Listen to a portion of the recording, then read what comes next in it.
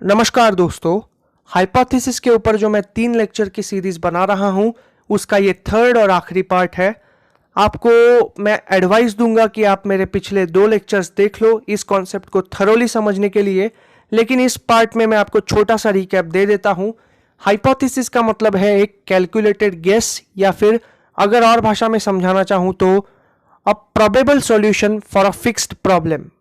मान लीजिए हमारे सामने कोई प्रॉब्लम है और हमें उसका सॉल्यूशन निकालना है, और हम लोग उसका सॉल्यूशन निकालने के लिए एक अजम्पशन करते हैं कि ये अजम्पशन इसका सॉल्यूशन हो सकता है। सो देयर आर 2 पॉसिबिलिटीज, हमारा कैलकुलेशन या फिर अजम्पशन सही होगा या फिर गलत होगा। तो उस अजम्पशन की सही या गलत को परखने के लिए हमें एक प्रोसेस करनी पड़ती है। उस प्रोसेस को हम लोग बोलेंगे verification of hypothesis. Verification of hypothesis हम लोग कुछ मेथड्स का इस्तेमाल करके करेंगे। उन मेथड्स का नाम है डायरेक्ट वेरिफिकेशन और इनडायरेक्ट वेरिफिकेशन। डायरेक्ट वेरिफिकेशन में हम लोग हमारे अजम्पशन में जो कहा है उसको फिजिकली परफॉर्म करके बताते हैं, और इनडायरेक्ट वेरिफिकेशन के कुछ प्रोसीजर होते हैं। हमारे अजम्पशन में जो हमने कहा है हम लोग उसकी एनालॉजी लगाते हैं with an already established theory. हम लोग बताते हैं कि हम जो कह रहे हैं वो इसलिए सही है क्योंकि ये और एक ऑलरेडी एस्टैब्लिश्ड थियरी ये दोनों सिमिलर है। तो ये इनडायरेक्ट वेरिफिकेशन का एक प्रोसीजर है। तो इन दोनों को हम लोग बोलेंगे methods of verification of hypothesis. इसके बाद में आपके सिलेबस का तीसरा हिस्सा आता है, इसका नाम है टाइप्स ऑफ हाइपोथेसिस। तो आपके सिलेबस में टोटल 5 हाइपोथेसिस दिए हैं, 5 टाइप्स ऑफ हाइपोथेसिस दिए हैं। सबसे पहले मैं रीड आउट कर देता हूं। सबसे पहला है एक्सप्लेनेटरी हाइपोथेसिस, दूसरा है एड हॉक हाइपोथेसिस, तीसरा है डिस्क्रिप्टिव हाइपोथेसिस, चौथा है वर्किंग हाइपोथेसिस और पांचवा है एनालॉजिकल हाइपोथेसिस। अभी मैं आपको एक्सप्लेनेटरी हाइपोथेसिस बताता हूं। एक्सप्लेनेटरी हाइपोथेसिस का इस्तेमाल जनरली साइंटिस्ट भी करते हैं, ज्यादातर साइंटिस्ट करते हैं, और कॉमन मैन भी कभी कभार इसका इस्तेमाल कर देता है। कभी कभार कोई ऐसी फिनोमिनन हो जाती है जिनका एक्सप्लेनेशन साइंटिस्ट को नहीं मिलता, तो उसके एक्सप्लेनेशन के लिए साइंटिस्ट कुछ अजम्पशन करता है कि यह फिनोमिनन इसलिए हुआ है या फिर यह घटना इसलिए घटी है, इसके पीछे ये कारण हो सकते हैं।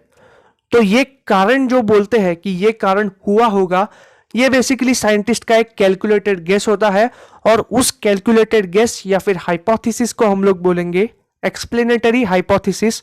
क्योंकि एक कोई घटना साइंटिस्ट को समझ में नहीं आई है और उसके एक्सप्लेनेशन ढूंढने के लिए साइंटिस्ट जो अजम्पशंस करता है उन अजम्पशंस को हम लोग बोलेंगे एक्सप्लेनेटरी हाइपोथेसिस। मैं इसको पहले रीड आउट कर देता हूं। An explanatory hypothesis is advanced to explain certain phenomenon and the reasons behind its occurrence. A good hypothesis should be backed by the facts. Explanatory hypothesis is used by both common man as well as the scientist in order to find out the explanation of the facts. Common man uses this hypothesis to find out explanation of events of everyday life, whereas the scientists use it to find out the explanation of certain phenomenon. दूसरा है ad hoc hypothesis. An ad hoc hypothesis is an hypothesis which is a case for a special set of facts. मेरे ख्याल से अगर आपने मेरा legal terms का video देखा होगा तो आपको पता होगा कि ad hoc का मतलब है फॉर स्पेशल पर्पस।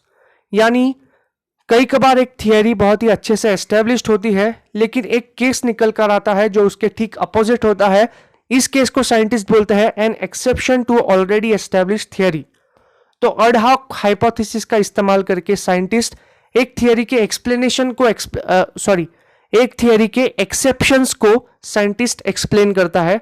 माफ कीजिए, थोड़ा टंग ट्विस्टर जैसा हो गया था, इसलिए मैं थोड़ा गलत बोल दिया। Ad hoc hypothesis is a hypothesis which is a case for a special set of facts.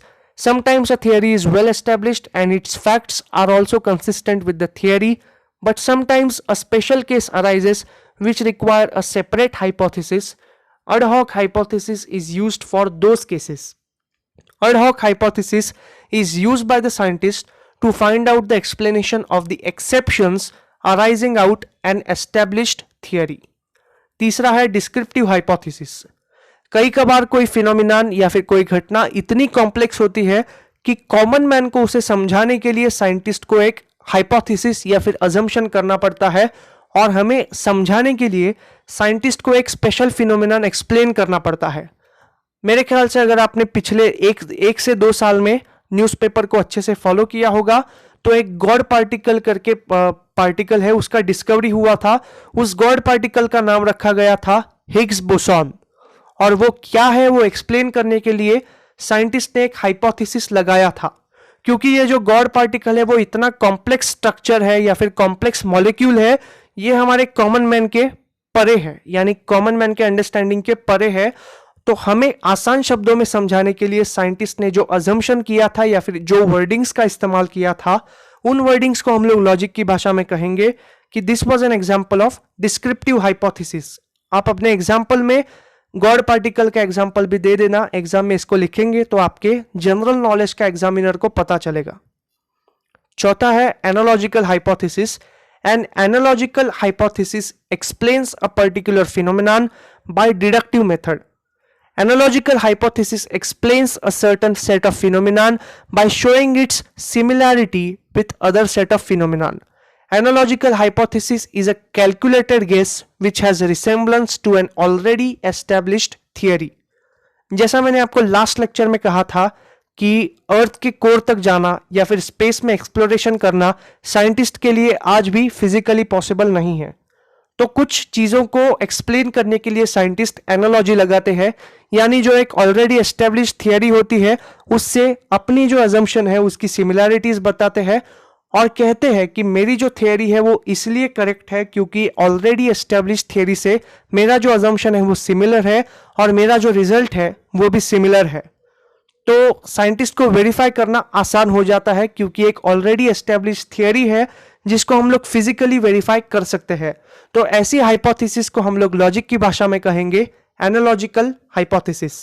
और लास्ट है working hypothesis.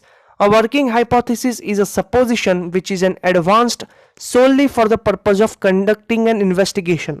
Sometimes a scientist required to find out the facts as well as want to conduct the investigation of an already established theory. Then he uses working hypothesis. कई कबार क्या हो जाता है कि कोई एक थियरी है जो ऑलरेडी एस्टेब्लिश्ड है लेकिन साइंटिस्ट को उसके डीप में जाना होता है, यानी इस थियरी के आगे और क्या है ये ढूंढने के लिए साइंटिस्ट उस ऑलरेडी एस्टेब्लिश थियरी का एक एग्जाम मतलब एक्सपेरिमेंट कंडक्ट करता है और आगे इन्वेस्टिगेशन करने की कोशिश करता है कि ये जो ऑलरेडी एस्टेब्लिश थियरी है उसके आगे और करूंगा तो मुझे क्या मिलेगा। तो उन चीजों के लिए जो अजम्पशन साइंटिस्ट करते हैं उनको लॉजिक की भाषा में कहा जाता है कि this is a working hypothesis. ये था आज का लेक्चर। आपके जो सिलेबस में इतने ही टाइप्स दिए हैं और आप अपने ओन वर्ड्स में इसका इस्तेमाल कर सकते हो। आपके लॉजिक के पेपर में ये क्वेश्चन 5 मार्क्स के लिए आएगा, मेरे पिछले लेक्चर का क्वेश्चन 5 मार्क्स के लिए आएगा और जो मैंने पहला लेक्चर किया था वो 5 मार्क्स के लिए आएगा। लेकिन कभी कभार तीनों क्वेश्चंस एक साथ पूछे जाते हैं जो 12 मार्क्स के लिए भी पूछे जा सकते हैं। So be prepared for these kind of questions in your exam. Thank you so much. Please like, share and subscribe to my channel.